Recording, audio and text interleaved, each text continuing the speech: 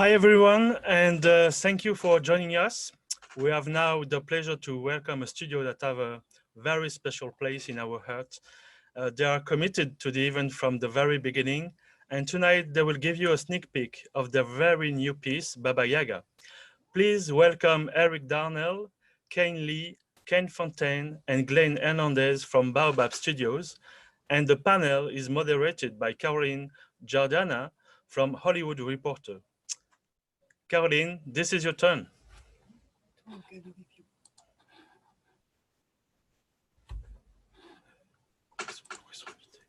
You're muted, Caroline. Hello and welcome. Today we are going to be enjoying a sneak peek of... Tu les as tous coupés encore. Vas-y, clique là. Là, ask to unmute. You muted again. Non, fais non. Refais les ask. No? Yep, you got muted again. Si, regarde, elle est encore mutée là. Fais ask to unmute. I don't know why that happened. Anyway, so I'd like to introduce our guests. So Eric Darnell is the director and writer of Baba Yaga, and he's also the founder and chief creative officer of Baobab Studio. Glenn Hernandez is the art director. Ken Fountain is the animation supervisor. And Kane Lee is the head of content and executive producer on the project. So we're going to begin with a look at the work in progress. And Eric, would you like to introduce your clip? Yeah, it's just a short clip showing a little bit about the project we're working on called Baba Yaga. So why don't we just, if we're ready, we can just roll it.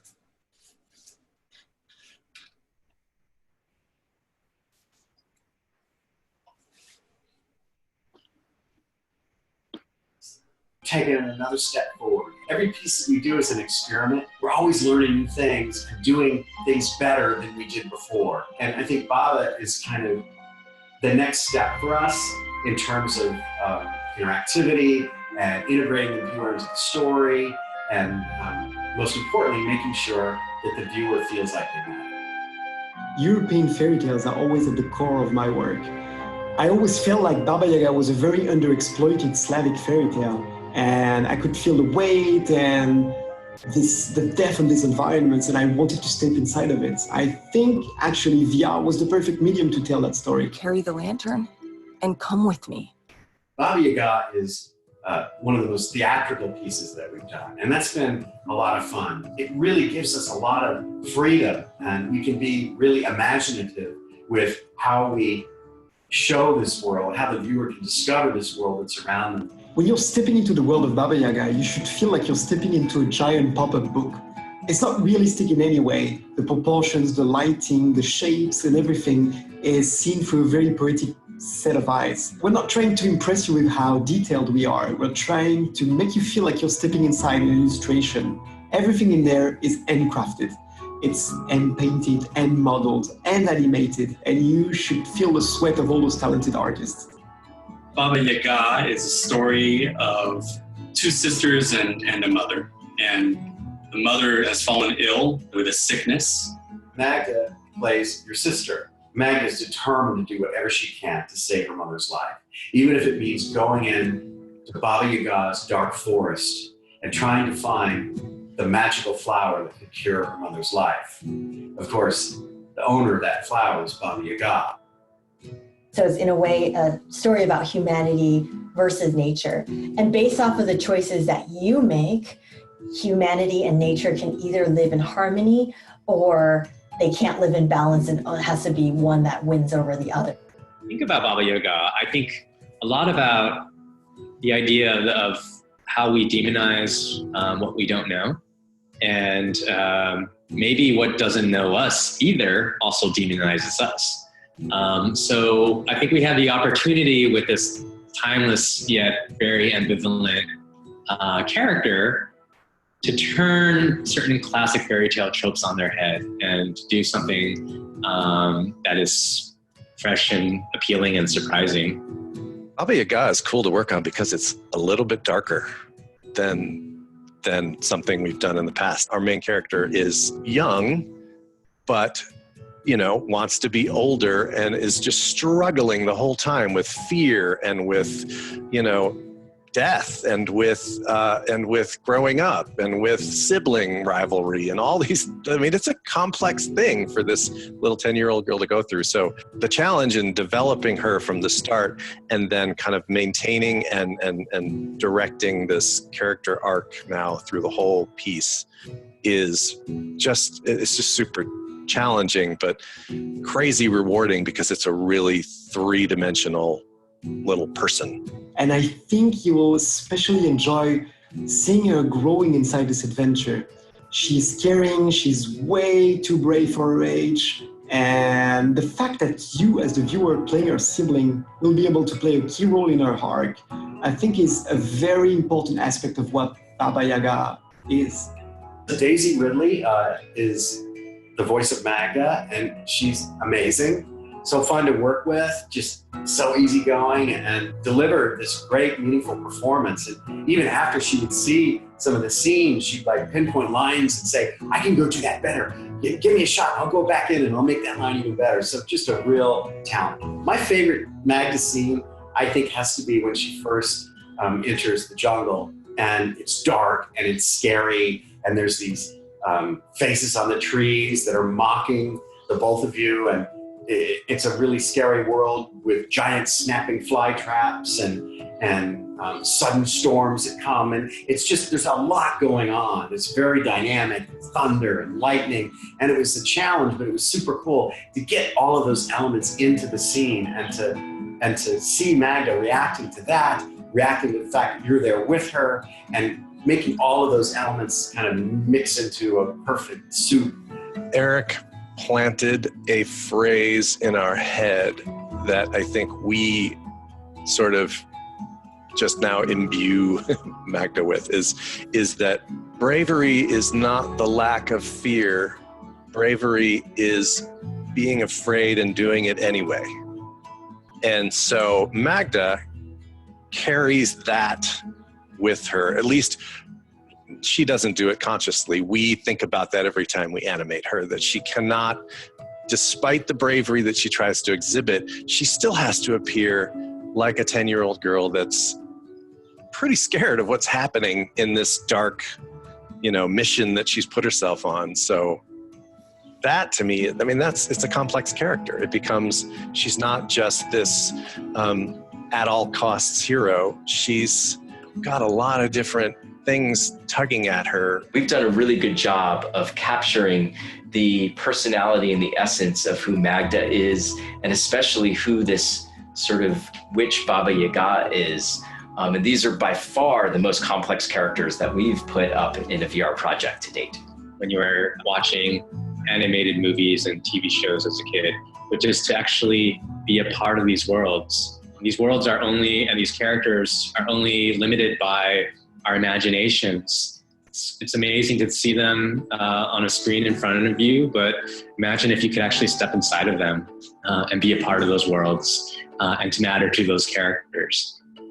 I've talked about the journey of how we've made you matter more and more in every single piece, and how we've experimented with making you matter. And Baba Yaga, I believe that we take it to the next level, where the choices that you make have a profound impact on the ending. Will you help me?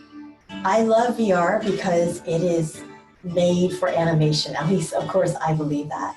Animation is art in motion. It takes you to different worlds and makes them feel so real that you think you could reach out and touch it. Now, everything I just said is also the definition of VR, making worlds real, feel like you can touch it. So I think animation and VR were made for each other. And the amazing thing about animation is you're not constrained by reality in any way. You're constrained only by the creativity within the director and the team's head. So it is limitless. And in animation, you can make anything that you think of real.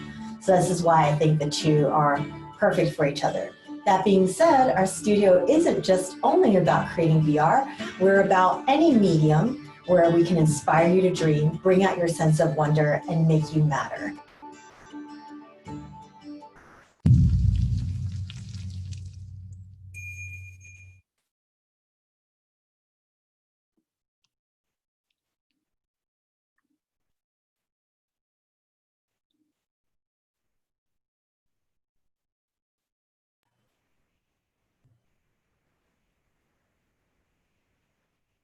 Okay, can everyone hear me?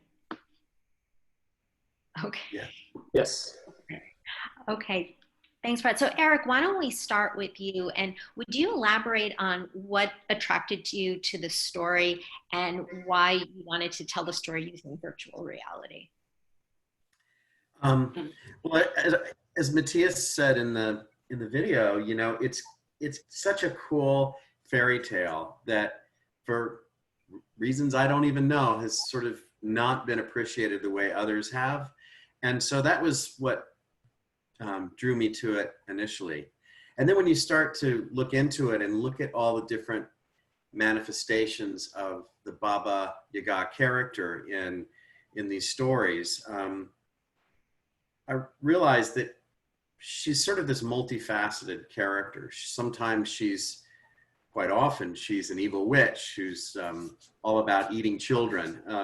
And then other times, though, she's a little bit more ambivalent. Like she may meet a traveler and say, if you do this for me, then I will do that for you. But if you fail, then I'll eat you or something. And then sometimes she's actually a good witch who is very helpful and empathetic about the other humans that she meets. And so it became sort of this interesting puzzle to sort of try to unlock and tell a story about a character with so many different facets. And it sort of seemed like the Baba Yaga mantle sort of transcended any one character. And so that's sort of what we wanted to try to explore in this story. And then the other thing we wanted to do, as Kane mentioned in the video, was try to find a way to take the story in a direction that made it fresh, made it contemporary, and give audiences today sort of a different angle on this very classic fairy tale. Would you talk about the selection of Daisy Ridley for her character and about the bond that you hope that her character will create with the viewer? You know, I've worked with actors my whole career, and quite often they're, you know, very famous actors, and it's always great to have their name on the marquee. But the other thing I learned is that there's a reason why they're famous usually, and it's usually because they're really, really good. And Daisy is just a phenomenal actor. It actually takes a lot of talent to step into an empty room with just a microphone in front of you and imagine this whole world all around you, and to carry on conversations with non-existent partners. And the best actors are able to do that. Yeah, and she really, I mean, the last Star Wars movie, which I've rewatched a few times just to sort of look at her performance, I mean, she's just a remarkable performer. And then because we have this superpower of VR, which is, you know, that you're actually there, you know, it's immersive, you feel like you're really in these places, characters can actually look you in the eye, and it's not at all the same as when a character in a movie looks at the camera. I never believe that they're looking at me, but when you're in VR and you're in that world and those characters find your eyes and look at you, and even if you move around, they can follow you and maintain that eye contact, it's super powerful. So once you have that, you get a lot for free. But then from there, you have to create characters that have depth. You have to have great animation from Ken and his team that not only moves the character from point A to point B, you know, and has all the, you know, anticipation, action, reaction, all those basic animation principles, but really shows you what's going on deep inside the character, how they're thinking. And it's really those moments that are the most meaningful. And so that level of animation is really important to us, and it allows the audience to suspend their disbelief and think that this little girl that they're standing next to is a living, breathing being, and you develop empathy for that character. And then most importantly, because you can interact in this world, you can turn that empathy into compassion and take action based upon what you believe that other character may want or need. So it's a very powerful experience, and something that's very different than any other medium. And actually, any of you can jump in for this one, but would you talk a little bit about when Daisy came on, was the character already designed, and what was the back and forth with recording the voice and creating the animation? And is it the same, or is it different than if you were working on a traditional feature film? I'll just mention briefly that we sort of designed the world and the character very early on, but we don't animate really until we have the actor, because the actor really informs performance. And I don't know, Ken, if you want to pick that up and talk a little bit more about that process. Ken, would you talk about that collaboration? Yeah, it's actually, we try to do as much pre-production or things ahead of time to kind of get to know, the basic blocking of the scene and the basic personality of the character, but it doesn't really ever happen until we get those voice recordings back, and you hear, and that's also after, Eric and the editor may have gone through a bunch of and selected the ones that are even the best. So you can imagine there's tons of it. But once that gets put together and sent to us, I mean, yeah, that really puts a heavy weight, a burden on us to like hit our A game as much as Daisy did in the studio. We have camera footage, like you saw in the video, of seeing her really kind of put herself into it, and of course we mine information off of that. And VR is probably even less forgiving than regular CG film, because you're like 2 feet away from the character. So every little nuance that comes out in her voice that you can hear crystal clear through whatever audio you're using, you can't let that die on that face that you're watching the entire time. So it's everything. The performance we get back from, a committed professional and just great actor you can't do it without it. Glenn, could you talk about the overall look and what you wanted to convey with the design? Sure. Well, I'm relatively new to this studio, but when I came on, I was mostly working as a contributing artist to Baba, and I had the privilege at that time to be working alongside Matt Zieshi, who really helped define the look and the feel of Baba Yaga. So I was immediately struck by just how we had this like refined minimalist style. And I mean, that's really up my alley. And to me, it's kind of like being a kid in a candy store, because I just love, the fact that it was influenced, by, Russian and Georgian and Czech, tapestry and, design and glyphs. And it really reminded me of, the stop motion films of artists like Iji Trinka or Lottie Reiniger. And to me, those are huge influences on me personally. So, it was great to be able to go in and try to honor that as well. Once I took that mantle of, being art director for Baba Yaga, then it was really a matter of trying to, honor that which, Matt had really worked hard to create visually, and then also marry it a little bit with more of a naturalism, in the environment. One of the things about VR, whoever has worked in VR might know, is that there are certain limitations to that platform. But the challenge, of course, is to be able to work within those limitations, and within that challenge, you come up with a lot of very creative ways to sort of address those limitations. And we did work in this more simple, stylized way. And I guess to the average viewer, it may be like, oh, that looks like it's very simply, executed. But really, overall, it's the illusion of simplicity, because it takes a lot more work. You know, once you get into VR, you realize that things can easily break down, you know. And when I came in, we were already on the path to really executing that well. And now, you know, for me, it's been just a privilege to be able to be a part of this team and really bring that to the finish line. And I think everyone on the team has just been doing such a great job. So, you know, I'm really hoping, you know, and really excited to get to have everybody else, you know, see the fruits of our labor in this. Would any of else, the rest of you, like to talk a bit about just the stylistic influences, but also any research involved in bringing this classic story to the screen? I think theater has been a major influence on Baba Yaga. I think it goes all the way back to, we've been a studio for almost 5 years now.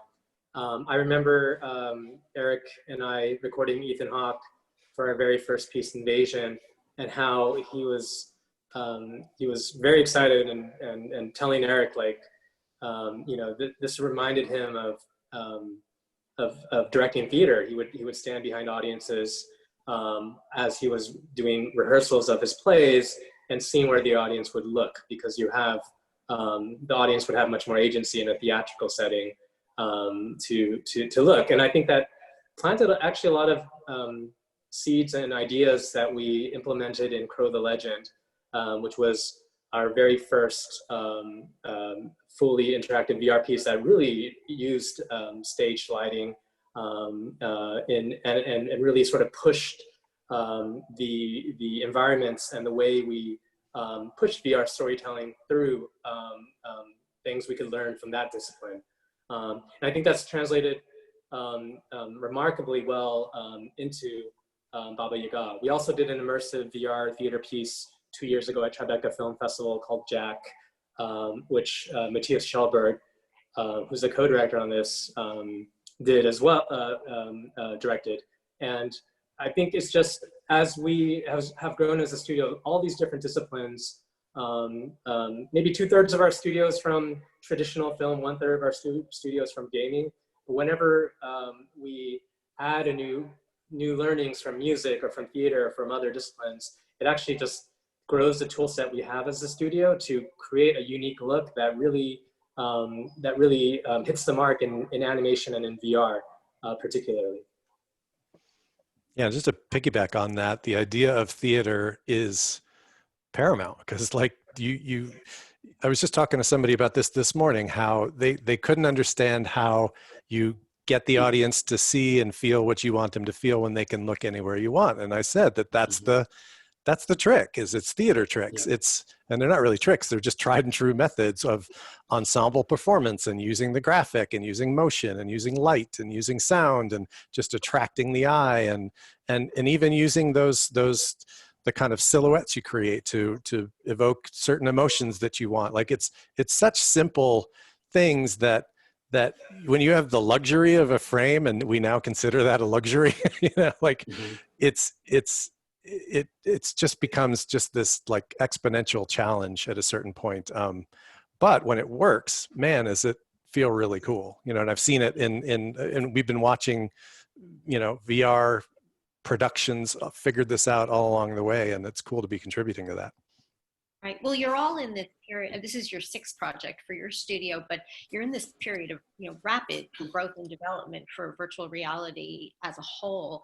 And your storytelling is increasingly getting more complex.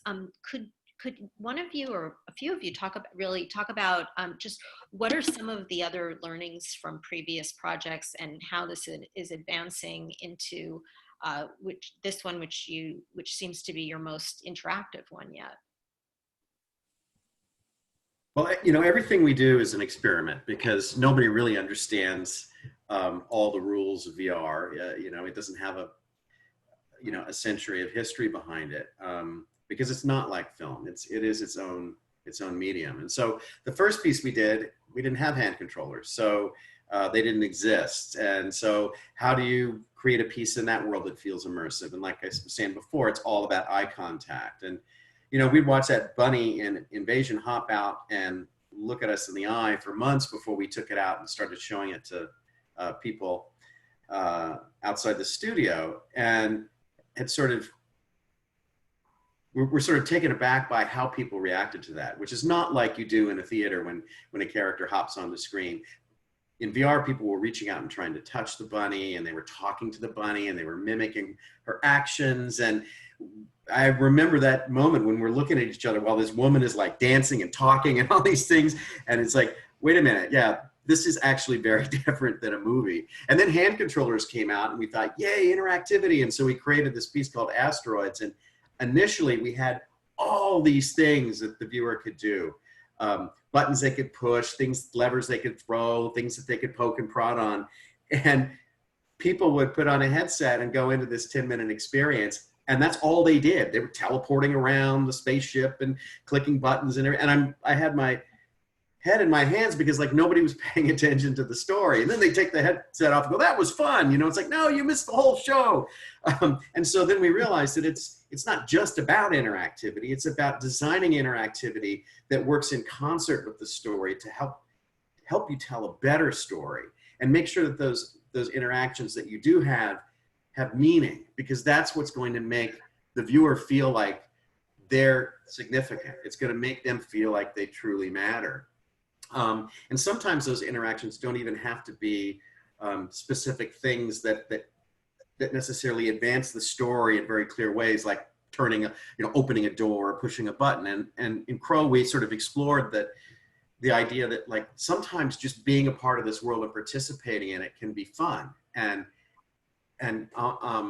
less like driving narrative forward, but just being able to move your arms in that story and light up the universe and make it play music is something that people just loved. And we worked a really long time to find the right kind of mechanic that was going to make people do what I was trying to get them to do, which was like they're directing, an orchestra, and tuning all of that so that it worked perfectly. And then finally in Bonfire, our last piece, we really put the viewer's character front and center for the first time, which is what the question I always had was like, how do you tell a story where the main character is actually the viewer? If storytelling is all about characters making choices under pressure that reveals something about who they are.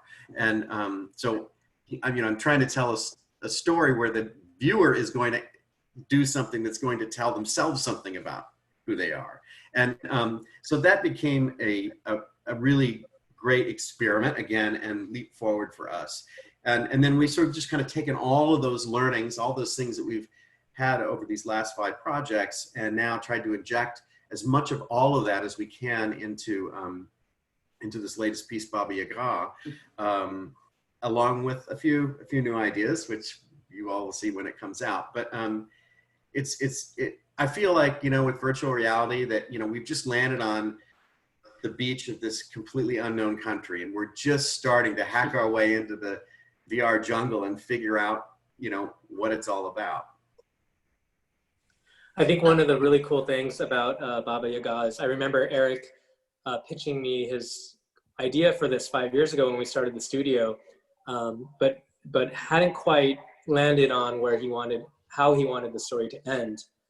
And I think, like timing-wise, it's a great thing that it found the right timing within the slate of our studio and the development of our studio, where we came to a place where I'm very excited by what our studio has done, without giving it away for everyone. But I think that the way that the ending has been designed and crafted is completely reflective of what we've learned about VR to date, what we've learned about the power of giving audiences a feeling of agency and choice, and using all those tools to support it, not for the sake of showing off the amount of interactivity we can do, because we have a lot of the best engineers and they can do that all day, but really zeroing in on where that meets the artistry that we're aiming for, and the storytelling that we really want to build, so that you really feel like you're a part of this narrative, and that you that the narrative is something that you actually went through and affected and left you changed. Would you tell us a little more about the characters that the viewer will be interacting with in this story, both their personalities and also the design? Well, our main character, who we've talked about a lot, who's has been in pretty much the entirety of the piece. She rarely leaves the piece. Is Magda, and she's a 10-year-old girl, and she's in search of the witch blossom to save her mother from a curse. And I think you saw it in the video, like this is the level of complexity that we've had to wrestle with, even through development, to try to find out like how she even moves, like she's 10 years old, but needs to kind of want to be more adult-like, and yet she's not. So how does that come through in the way she holds herself? She goes from, she takes this emotional journey and a growth during the story. So how does she act at the beginning versus how she acts near the end? And a lot of that nuance is studied, on our end, at least. We try to really to get deep into it and figure it out as best we can. So she's a hero who is unlikely as much as she would like to be the hero, and definitely is a character that grows during the piece, which is really great. And the against this formidable witch. So yeah, I mean, that's the main. My question was more, in addition to Daisy's character, are there other characters that we'll be interacting with as we have the experience? Mm-hmm. Who can we discuss?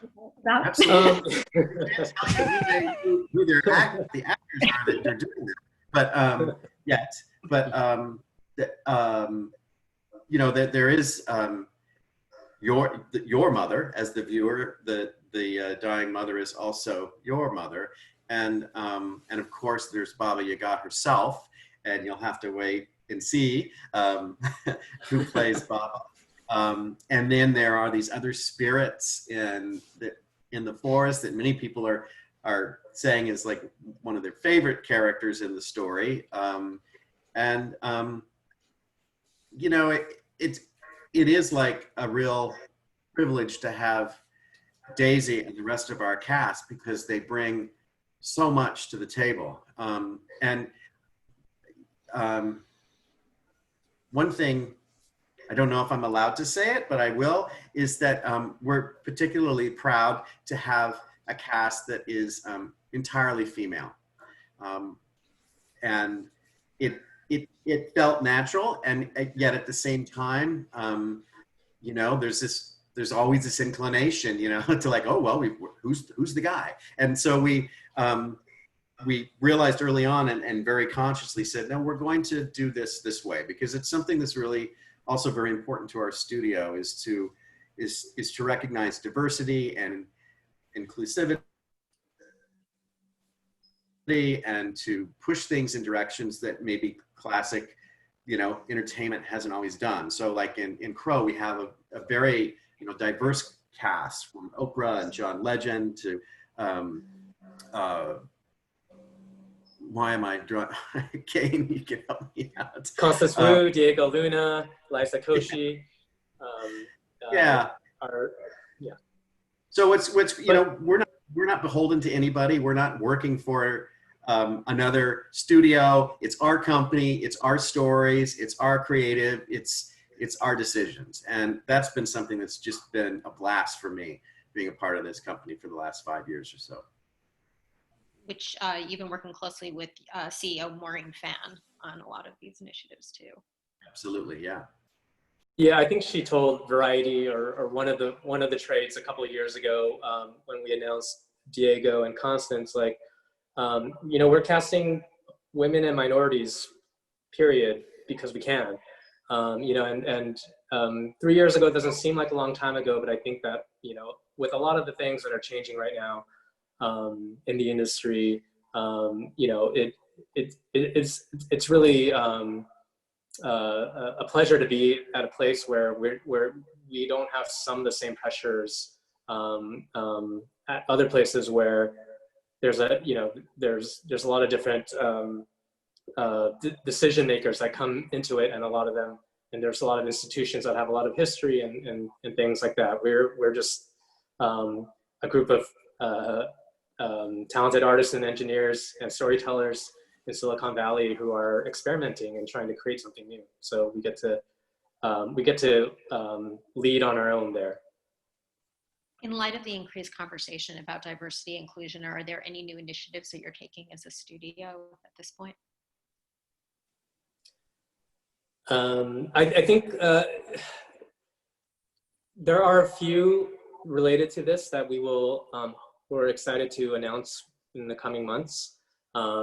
There are things that are very relevant in our story that are layered into our story that we're not hitting anyone over the head with. I think Eric and Matthias crafted a really strong angle with making nature and the environment an important part of the piece. But it's not, it's not a documentary about how we can save our planet in any way. As Eric mentioned, we have a very strong focus on female empowerment in the piece. I think that there's a lot of opportunities that we've encountered as a studio, because we are trying to turn classic fairy tale tropes on their head to like use storytelling as a vehicle to show how different the world can be, or to show to cast differently and do things in a way where we're using role models in our characters. We're using things that are an integral part of the story without preaching about it. So that's very exciting. But then when these opportunities come along, as we do with Crow, we worked very closely with our Native American advisors and producers. As you know, I think the Hollywood Reporter announced we recognized with our partners that there were not a lot of Native American storytellers in virtual reality, and we acknowledged that there was a problem, and so we set up a fellowship so that we could at least start a conversation on addressing it and do something as a studio to shine a spotlight on that issue. Another thing I just want to mention is that Maureen really wanted to do something active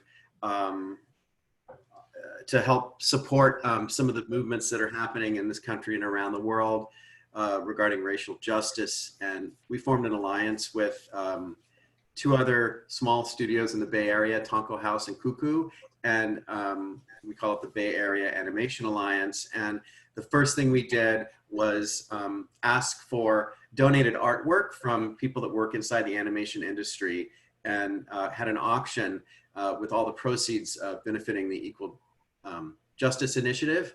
And we did it, and it got so much attention that all these other artists suddenly said, I want to be involved. How can I be involved? And that led to another round of the auction, which I think just finished, earlier this week, with even more art than we had the first time. And so that may indeed be something that we were able to keep going on.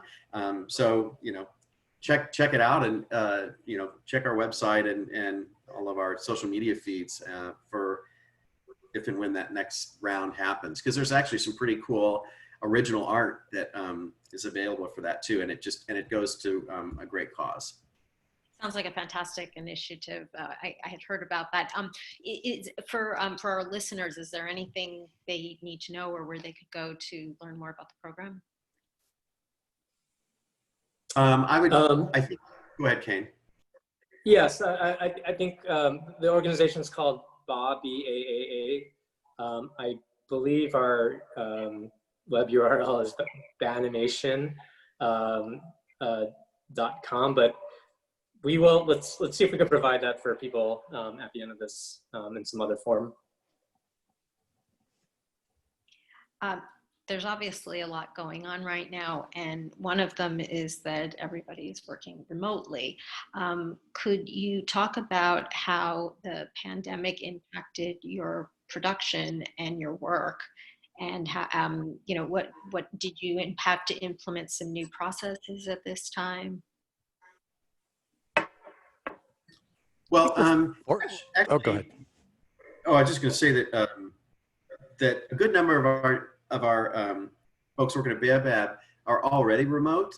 Ken is on the East Coast, and one of our animators is in Poland, and we have people in Asia, and so a good chunk of our team was already working remotely all the time, and we actually closed down our studio before it was even our physical studio before it was even mandated by the California government, and started working at home, I think a week or two before the rest of the state was put in that position, whether they liked it or not. And we just all kind of stepped into it, without losing a beat. So it didn't have any big impact on our production. We were able to keep working, and we're doing all the things that we were doing before.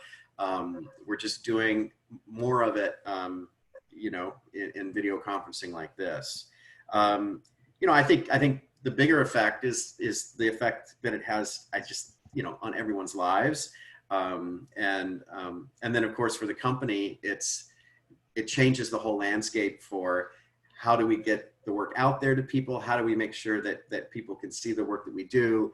And of course, with BABA, that is a big part of our initiative moving forward with its release, is sort of confirming and determining exactly what's the best pathway to make sure that we can get the people that want to see the piece can actually see it. Sorry, okay. And then also on the technical front, as you're progressing and doing each of your virtual reality experiences, technology is moving very quickly. Were there any new techniques or processes that you had to, or tools that you had to use to create this project? There's all kinds of new tools that we're writing all the time, because there isn't really a robust tool set out there that you could just pick off the shelf. So our pipeline is always evolving as we're creating new and better ways to run things efficiently. We've got some proprietary tools that are super cool, and of course that means I can't tell you about them. But they're things that sort of address issues of how do you create? Because we always try to create when we can. A 2D version of the piece so that we can offer that to a larger audience that may not have access to a VR headset. And we have special tools that allow us to do that. Storyboarding is such an important part of animation filmmaking, and a lot of us come from that background. And the question then is, how do you do that in VR? Because really, when you do a story panel and you shoot that, you're not that far from a movie. You've got to color everything in and animate characters, but you're pretty close.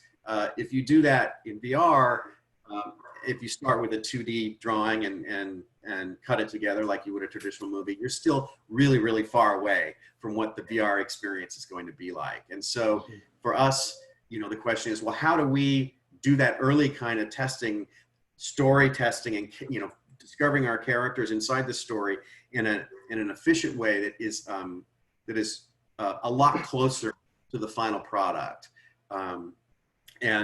We've been working on tools that allow us to do that. There's also this question of well, this is our medium, right? So just like you would on a stage, the director and the actors aren't going to go sit in a room and talk about what it's going to be like when they're on the stage, when they could just go over there and get on the stage. So we want to get into our world and onto our stage as early as we can in the process. And so we're working on a lot of tools to do that as well. Someday, hopefully not too far from now, there'll be robust tools out there that everybody can benefit from, and we can elevate the medium much more quickly.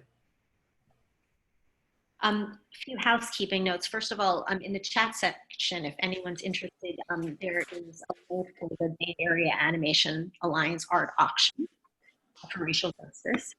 And we have a couple of some great questions already, so I'm going to actually start the Q&A a little bit earlier, and we'll go from there.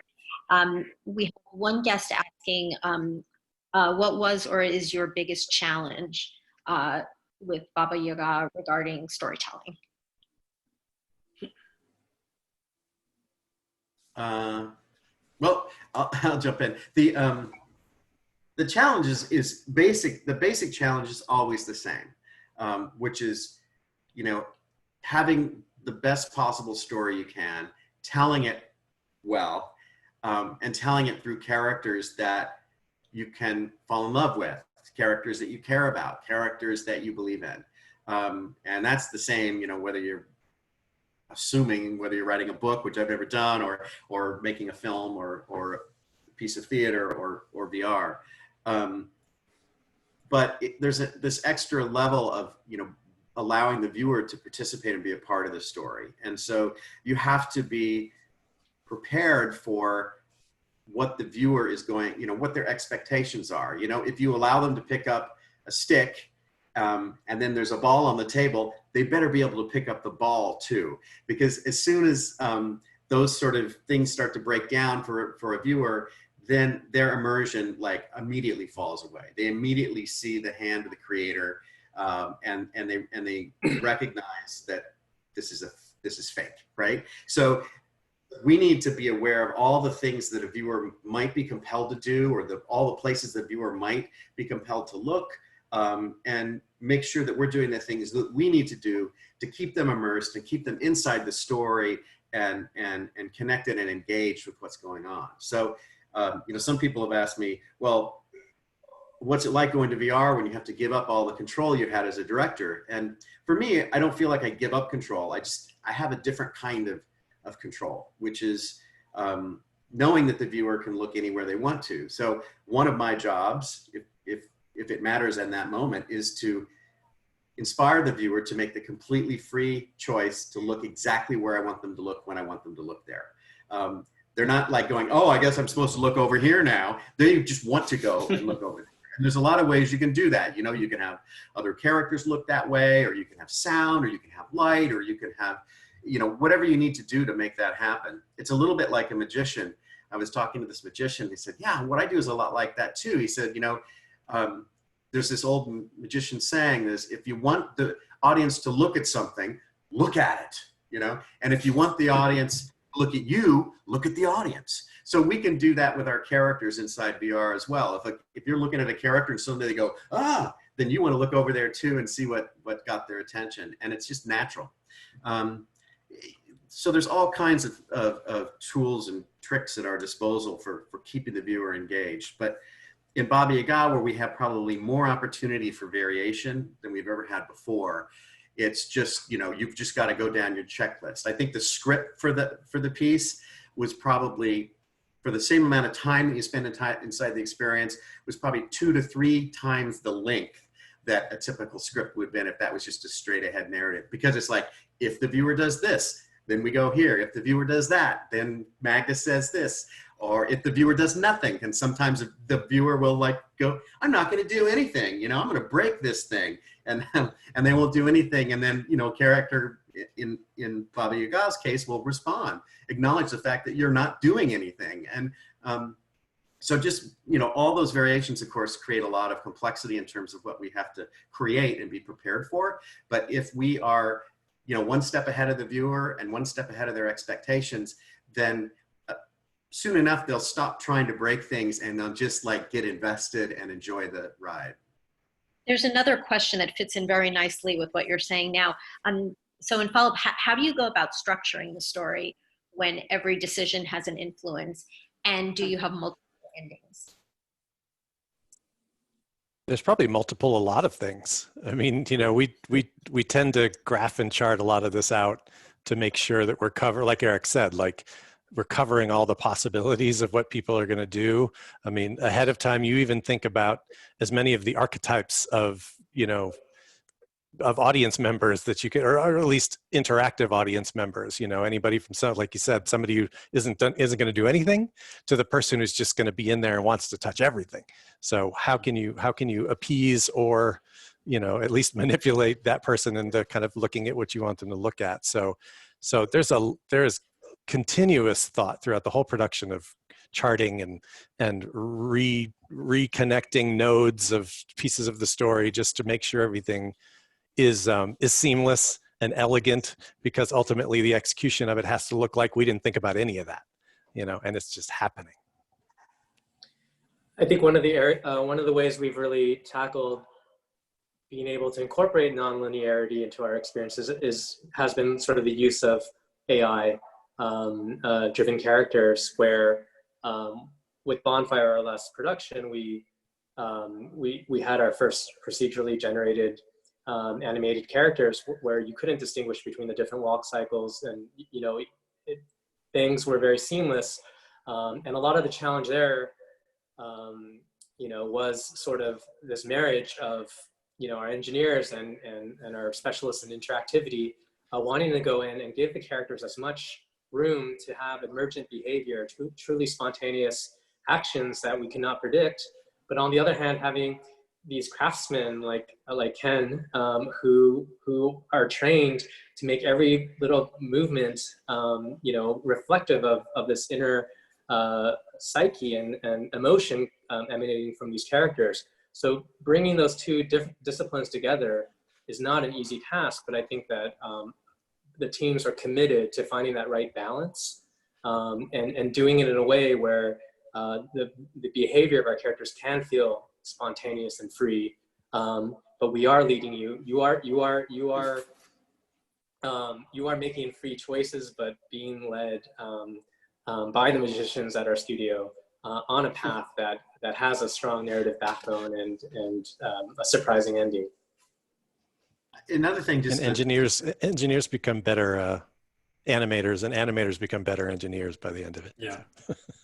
Well, and another thing you mentioned is that we do have this mix of people from the film world and people from the gaming world, and you know, there's the potential there for a lot of you know, very different perspectives about how things should be accomplished, and now all the people in our company are committed to sort of blending those two and learning what we can and applying what we can from both disciplines. So, you know, some of the gamers, people from the gaming environment, you know, came and said, well, you know, people aren't going to act the same way when they're given an opportunity to engage or interact in a game, because there are these different types of people that play games and are interested in that sort of thing. You know, there's the achievers who want to win or get to the end of the line. There's the explorers who obviously want to explore and help characters do things and discover things. And then there's socializers, and there's killers who just want to go in and, like, you know, break things and shoot zombies and that kind of thing. And so, like, there's at least, and there's more than that, but there's at least 4 different sort of personality types that we have to kind of think about and account for when we're sort of setting up what our expectations of how these people are going to participate in these stories. So it does add a lot of complexity, but by keeping an open mind and working closely across both disciplines, we're able to hopefully, you know, bridge those two things so that we can have something that feels very interactive and very flexible, and also something that is a great story and narrative with a spine that runs through and is clear. And while it's very easy for those two things to be in conflict, one of the goals for our studio is always trying to find the best of both worlds and bring them together in the middle. I'm going back to the Q&A. So one guest asks about a version of this interview being online. I personally don't have that information. I don't know if any of the panelists do. Does anyone? I would say if anyone's listening on that. I think it'll be available. I think it'll be available. Okay. I think the full recording will be available, according to Ali. I think Ken will provide it. Yeah. Exactly. I confirm. I do confirm. Okay. Thank you. And then one more question, and this is again about getting back to the topic of working from home. The guest asks, how has the decentralized production affected your overall production schedule, and what were the challenges or benefits to working in that way? Well, it's always. I can kind of talk about. Oh, you go ahead. Please do. Go ahead, Glenn. Oh no, I was just going to talk about a little about the you know, the challenges and benefits, I guess, of working from home. I mean, the challenge, of course, is making sure that you still have, time for yourself and time for family. I think many of us have, kids. I have kids, so, but what we've done, of course, to rise to that challenge is, just constant communication and making sure that people know what our schedules are like, people who plan the schedules out. And we also have really great producers who, are constantly in touch with us and really believe in that, keeping us abreast of everything that's happening, with the production. And, we're very, very open about, situations that may not be ideal, and we make sure that we address those things so that, we can have this very balanced, home life as well. But, that's definitely, a challenge that's going to happen if you're going to be working from home constantly. But I think Baobab, like Eric had said, we just didn't skip a beat. I mean, so many of our animators, and some of our engineers, I mean, they work from home already. And it was really just more about the people who don't work from home, kind of accommodating that. Like I work on site, or I worked on site for the most part. And then just, setting up my space at home to be able to be productive, it actually wasn't much of a challenge. I mean, they made it really easy, for it to happen one day to the next, but I've been really appreciative, definitely just to the open communication and making sure that, that we're being honest with each other about, the work schedule on this particular project. But it's been, just an amazing time working from home. Even, I mean, it is a challenge, but it's also just I feel like I'm sometimes at my most creative, so when I'm at home. So. Well, we have just a couple more minutes, and I think we've covered all the Q&A. So let me just ask one last question. So this is going to be available tentatively later this year. Could you give us any additional information about this project, or are there any other projects from the studio that we should be aware of that are coming up? Eric or Kane, maybe? Sure. I mean, so yes, we will be releasing Baba Yaga before the end of the year. We don't have a date yet, but we will keep everyone posted. And just know that, we're busier than ever. We're working on a lot of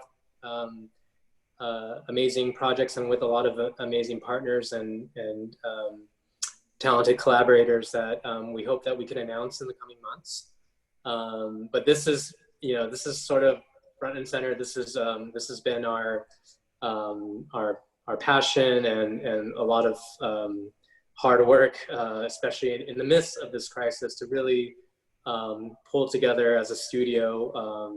Half of the production has been done more than half of the production has been done remotely, and so we're just thrilled that amidst everything that's going on in the world right now, that we're going to be able to launch in as big of a way as we had hoped, and that we will work with amazing collaborators like Ken and other organizations and festivals and distribution platforms to really do service to everyone who's been supporting us as a studio and is interested in VR and believes, like we do, that animation can bring out your sense of wonder and make you dream and bring our audiences to connect us with our audiences in an even closer and more inspired way. And any last thoughts on just what you're seeing in VR in the business as a whole for the foreseeable future? Anyone? Go ahead. No, I was just going to say that, it's even as a studio, like, it's right now VR is in the spotlight because of obvious reasons. So it's a real it's a real opportunity right now with CanXR going virtual for all of us to really introduce people who maybe hadn't seen the promise of VR. Right now the demand has definitely risen. This is also, as you know, Carolyn, I think like a real amazing period in animation as a medium as well. So we're seeing both of those things sort of at a maybe a turning moment right now. So it's just gotten us even more fired up to continue to do what we're doing. Okay, we're out of time. Thank you, everyone. Those who asked questions, thanks so much. They were great questions. And join me in thanking our panelists. Thanks, everybody. Thank you. Yeah. Bye-bye.